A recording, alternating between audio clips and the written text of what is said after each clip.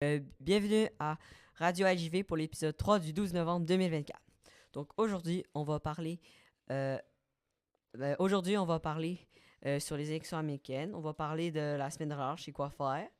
On va parler on va faire une petite entrevue avec Arnold Stroh pour lui demander comment ça a été le spectacle génial avec l'orchestre symphonique qu'il a vu. Mettre le palmarès des meilleurs YouTubers Minecraft. On va parler des campagnes de donjons les plus spéciales. Et puis, pour finir, on va parler de l'album de AJR de Hockey Orchestra. Donc, sans plus tarder, on va parler sur les élections américaines. Donc, exactement une semaine, il y avait les élections américaines. Mais on va vous parler comment ça fonctionne, les élections. Donc, premièrement, les élections, si vous ne savez pas, c'est le processus d'élire un dirigeant pour gouverner une société.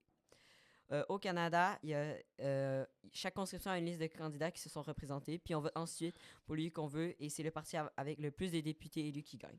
Mais aux États-Unis, c'est différent, c'est un scrutin indirect, donc on ne vote pas nécessairement tout de suite pour le président, mais plutôt pour des grands électeurs. C'est ce qu'on appelle le système du collège électoral.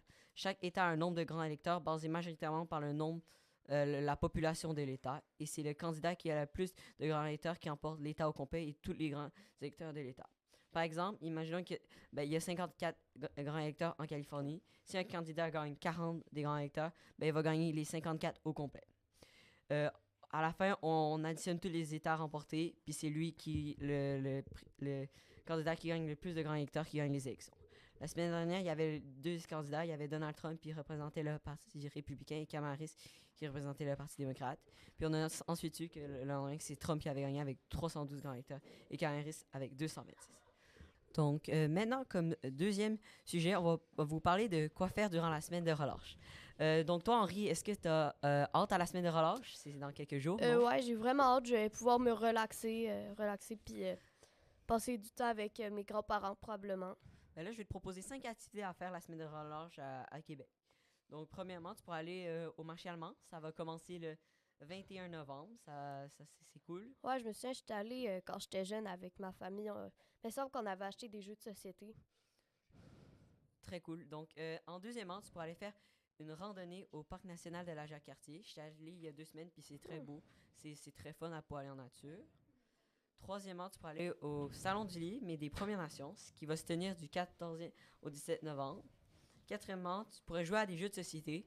Par exemple, tu pourrais aller à la revanche. C'est vraiment fun. C'est un bon moyen de profiter de ta relâche. Ouais, j'avais pensé avec ma famille d'aller jouer à des jeux de société.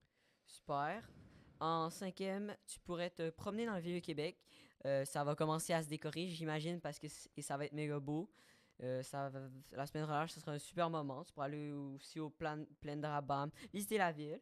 Mais sinon, qu'est-ce que tu veux vraiment faire? Qu'est-ce que tu vas faire sinon? Je vais pas mal juste relaxer. Puis je vais probablement passer 2 ou 3 jours chez mes grands-parents. Et toi, qu'est-ce que tu vas faire peut-être? C'est la même réponse que j'avais au dîner. Je vais dormir, lire et peut-être aller au cinéma. C'est cool ça. Mais je vous dis, sinon on peut toujours aller voyager peut-être dans une autre ville ou d'autre. Donc, comme troisième sujet, on va parler du spectacle qu'Henri est allé voir cette fin de semaine. C'est un spectacle génial en collaboration avec l'Orchestre symphonique, c'est ça? Ouais. Donc, qu'est-ce que ce spectacle pour les gens qui savent pas? Genre, tu peux nous dire un peu plus? En fait, c'est avec le scientifique de Génial, je me souviens plus vraiment de son nom, qui, cool. vous savez, l'émission, qui faisait des expériences, puis entre chaque expérience, il y avait l'orchestre symphonique qui jouait des pièces en lien avec l'eau et le feu, qui était le thème du spectacle. Donc, où et quand cela s'est passé? C'était dimanche, c'était au Grand Théâtre. OK. Puis, ça s'est déroulé, comment passer le spectacle? Genre, peux-tu me dire qu'est-ce que tu as vu et tout? Au début, il est arrivé, puis là, il a présenté le chef d'orchestre, puis tout a commencé. Ensuite, il a fait une première expérience. Ils ont fait jouer une pièce, je me souviens plus du nom, mais c'était en lien avec l'eau et le feu. Puis ensuite, il a fait plein d'expériences, puis entre chaque expérience qu'il faisait, là, il y avait comme toute une œuvre qui était reliée à un conte qui parlait d'un prince qui allait dans une forêt, puis il y avait un magicien puis un oiseau de feu. Donc, c'était vraiment bien. Assez intéressant. Est-ce qu'il y a quelque chose de vraiment cool que tu as pu voir ou appris à ce spectacle-là? À un moment, il a montré, c'était comme des pots que quand tu versais de l'eau dedans, puis que tu les penchais, ça faisait des sons d'animaux, comme il y en avait un de loup, un d'oiseau, puis il y en avait plein. Puis ça a été retrouvé au Pérou. Puis en fait, ceux qu'il y avait, c'était des répliques. Donc, c'est ça. C'est très intéressant, c'est assez fascinant. Et puis, est-ce que tu trouvais que les musiciens ils étaient vraiment bons? Genre, est-ce que leur performance était bonne? Ouais, ils étaient tous vraiment bons. Puis il y avait aussi ma voisine d'en face, une petite anecdote dans Ok, les musiciens. très drôle. En conclusion, est-ce que tu as aimé le spectacle? Puis tu le conseillerais au monde de le voir? Ouais, je le conseille vraiment. Puis c'était le deuxième spectacle avec Génial que j'allais voir. Ah, alors t'en avais vu un autre Ouais, j'en avais auparavant? vu un sur les planètes l'an passé. Est-ce que c'était aussi avec l'orchestre symphonique? Ouais. Ok, super. Puis, Donc, comme prochain sujet, on va parler sur le palmarès des meilleurs YouTubers Minecraft, une suggestion de sujet de notre technicien, de notre incroyable technicien. Donc, en 15e place, il y a la chaîne Stacy Plays avec 2,3 millions d'abonnés. C'est des États-Unis. En 4e place, il y a Unspeakable Plays avec 7,54 millions d'abonnés. Sa chaîne principale plus connue sur Unspeakable qui vient aussi des États-Unis. En 13e place, il y a eBallistic Squid avec 4,21 millions d'abonnés qui vient du Royaume-Uni. En 12e place, il y a Skip the Tutorial avec 8,26 millions d'abonnés. C'est une chaîne qui donne beaucoup d'informations sur le jeu, les nouveautés et la communauté Minecraft. Elle est vraiment intéressante. Puis, c'est des États-Unis aussi. En 11e place, il y a Jérôme ASF avec 5,45 millions d'abonnés, qui est une chaîne italienne-américaine.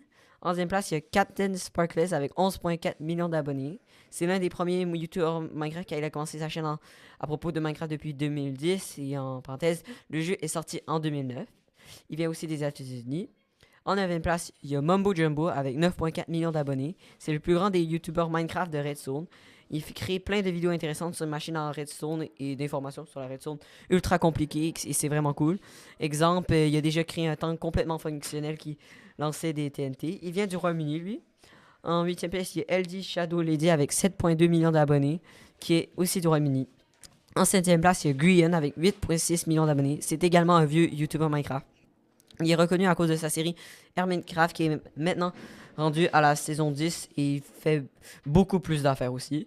Il est aussi du Royaume-Uni. En 6e place, il y a iStream avec 10,3 millions d'abonnés qui vient d'Australie. En 5e place, il y a Wilder avec 14 millions d'abonnés qui vient des États-Unis. En 4e place, il y a Preston Plays avec 15,8 millions d'abonnés, lui aussi mieux connu sur sa chaîne principale Preston. Il est aussi des États-Unis. En 3e place, il y a Offmore avec 21,1 millions d'abonnés. Elle fait des sketchs et elle crée des histoires, puis elle les joue ensuite avec ses amis sur Minecraft. Elle est aussi connue sur Among Us puis Roblox. Elle vient aussi des États-Unis. En 2e place, il y a Sunday avec 24 millions d'abonnés. Il fait des vidéos où il teste des modes Minecraft. Il a essayé beaucoup de modes, et vraiment beaucoup de modes, puis il vient des États-Unis. En première place, on a mis Jelly avec 23,6 millions d'abonnés. Il est très populaire chez les joueurs plus jeunes. Ses vidéos sont énergétiques et intéressantes. Il vient aussi des États-Unis. On a mis 2 mentions spéciales.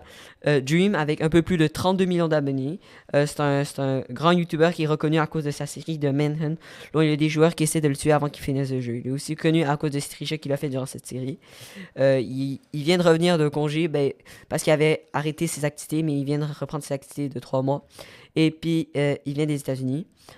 Autre mention spéciale, il y a Technoblade, assez connu aussi, qui a presque 18 millions d'abonnés. Il est malheureusement mort en 2022 et c'est l'un des plus grands YouTubers Minecraft qui restera dans l'histoire de Minecraft. Il est connu pour ses trickshots et ses vidéos de contenu sur HackPixel. Il vient aussi des États-Unis. Conclusion, il y a beaucoup YouTubers Minecraft américains puis anglais. Donc, comme prochain sujet, on va parler des campagnes de Donjons et Dragons les plus spéciales. Et Henri, moi, je me demandais c'est quoi une campagne parce que moi, je joue pas aux Donjons et Dragons puis je veux bien savoir parce que là, tu viens de mettre ce sujet, je veux savoir. En fait, une campagne, c'est comme une partie de Donjon Dragon, tout simplement. Ah, ce serait genre le nom d'une partie de Donjons et Dragons, c'est genre ça? On appelle ça une campagne? t'appelles ça une campagne. Ok, Comme, alors dis-moi ça, c'est quoi les plus spéciales? En fait, aussi, pour ceux qui ne savent pas, Donjon Dragon, c'est un jeu de rôle qui a été créé vers la fin des années 70 et début des années 80. Et c'est ça, c'est le jeu de rôle le plus joué au monde. Et tout d'abord, il y a la plus longue partie de Donjon Dragon, ben genre la plus longue et la plus connue. C'est créé par le maître de jeu Robert Ward Hogg et ça a commencé en 1980, très peu de temps après le début du lancement du jeu. Et à la base, il y avait juste 4 joueurs qui jouaient, mais maintenant, il y en a près de 60 qui voyagent ou qui jouent en appel conférence pour...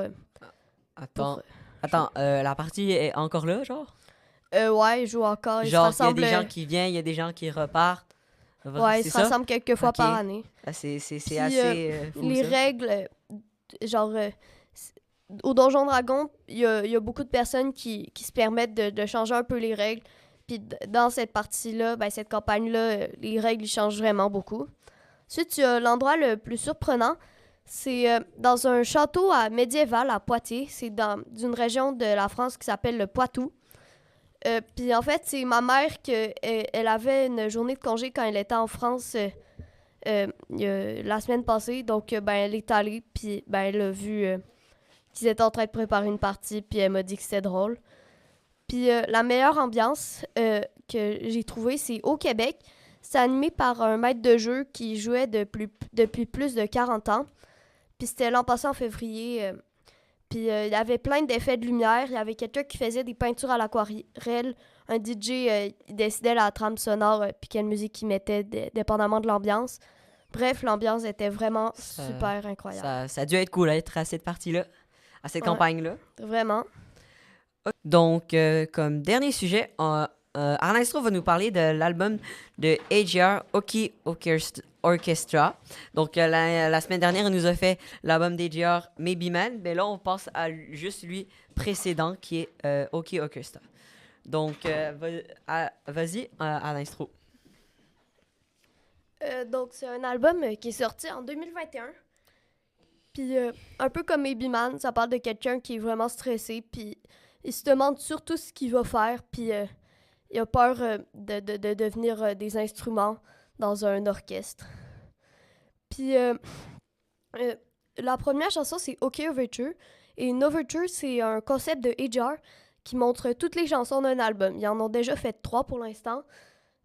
Dans leur premier album, Living Room, ensuite dans The Click, et maintenant dans OK Orchestra. Puis dans cette chanson-là, il y a comme plein de petits bouts de chansons. C'est comme un medley et mash-up.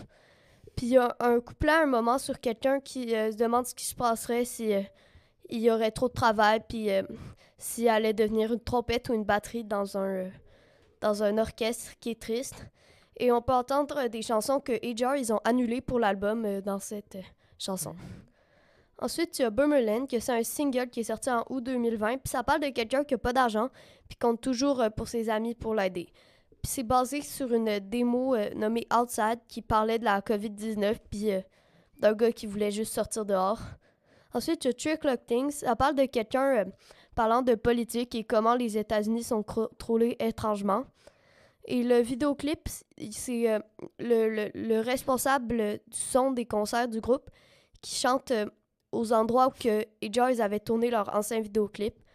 Comme, ouais, c'est ça. Puis ça s'appelle de même parce que AJR trouvait que c'était les affaires auxquelles tu pensais à 3 heures du matin. Ensuite, il y a My Play, que c'est un single qui est sorti en décembre 2020. Puis ça parle de quelqu'un qui est triste puis que ses parents divorcent, puis il veut montrer à ses parents... il veut montrer ses jouets à ses parents aux deux en même temps. Puis c'est ça, il est bien triste. Puis il y a eu un vidéoclip animé qui est vraiment très bien. Ensuite, il y a Joe, que ça parle de quelqu'un qui se faisait intimider durant sa jeunesse par un gars qui s'appelle Joseph. Puis il lui montre comment il est mieux que lui maintenant. Puis une petite anecdote, un membre du groupe, Ryan, c'était lui qui se faisait intimider. Il a envoyé la chanson au vrai Joe avant. Donc, je trouvais ça quand même drôle. C'est drôle, effectivement. Ensuite, il y a Adventure is Out There. Ça parle de quelqu'un qui passe ses chaussettes puis qui se dit qu'ils sont probablement à l'aventure. Puis ça lui fait réfléchir sur s'il devrait réaliser ses rêves puis faire de grandes choses. C'était censé être sur leur album d'avant, Neo Theater, puis ça devait s'appeler Sucks à la base, en lien avec les bas. Ensuite, il y a Bang. C'est leur chanson la plus streamée, je crois. Ouais, je crois aussi sur Spotify puis sur YouTube, je crois. Non, sur... YouTube, c'est leur succès What's Smallest Violin. Je vais en parler plus tard. Super. Ensuite, il est sorti en février 2020, puis ça parle de quelqu'un disant que ben, c'est mieux de paraître normal, puis comme de pas être soi-même. Puis l'instrumental de cette chanson-là est dans une pub de Apple, puis ils ont aussi fait une sauce piquante avec cette chanson-là. Puis ensuite, tu as The Trick, que ça parle de quelqu'un qui ment toujours. Genre, il fait croire qu'il y a des choses qu'il n'y a pas comme... Ouais, c'est ça. Il n'y en a pas vraiment qui me viennent à l'esprit en ce moment. Ensuite, puis cette chanson-là, dedans, il y a une voix qui ressemble à celle du DJ Dab. Mais en fait, c'est juste la voix d'un des membres du groupe qui a été modifiée pour que ça ait l'air de ça.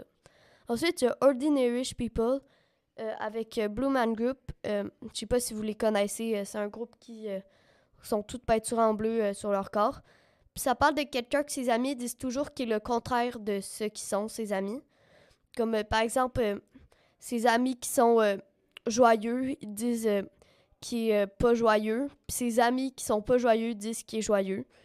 Puis AJR, il voulait que Blue Man Group il collabore avec eux, car à leur avis, c'est la chose la plus imprévisible qu'ils pouvaient faire. Ensuite, Humpty Dumpty, en fait, ça parle juste de Humpty Dumpty, puis pourquoi il est étrange, puis tout ce qui lui arrive. Puis ensuite, il y a World's Smallest Violin, c'est comme leur plus gros succès qui a été le plus populaire sur TikTok, puis d'autres réseaux sociaux. Puis ça parle de quelqu'un qui pense qu'il fait honte à sa famille, puis qui devrait comme s'en aller de la maison de ses parents. Pour moi, c'est aussi, je crois que c'est ma chanson préférée de l'album, sérieusement. Puis ils s'attendaient pas du tout à ce que ça soit un succès, genre celle sur l'album qu'ils attendaient le moins. Ensuite, il y a Will Sat, un single qui est sorti en février 2021, donc quand même avant la sortie de l'album. Ça parle de quelqu'un qui est indécis puis qui se soucie du regard des autres, puis qui est pas mal triste.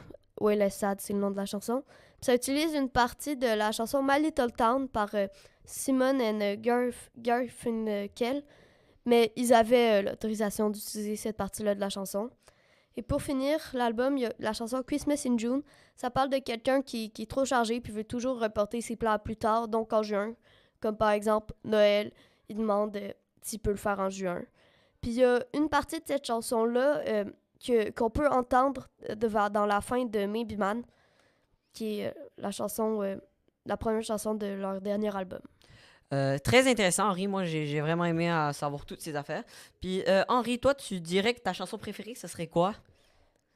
À mon avis, c'est Adventure is Out There, parce que c'est comme vraiment une bonne chanson. Donc, merci d'avoir été là à Radio LGV pour l'épisode 3 du 12 novembre 2024. On vous rappelle que vous pourrez revoir l'épisode d'aujourd'hui sur YouTube.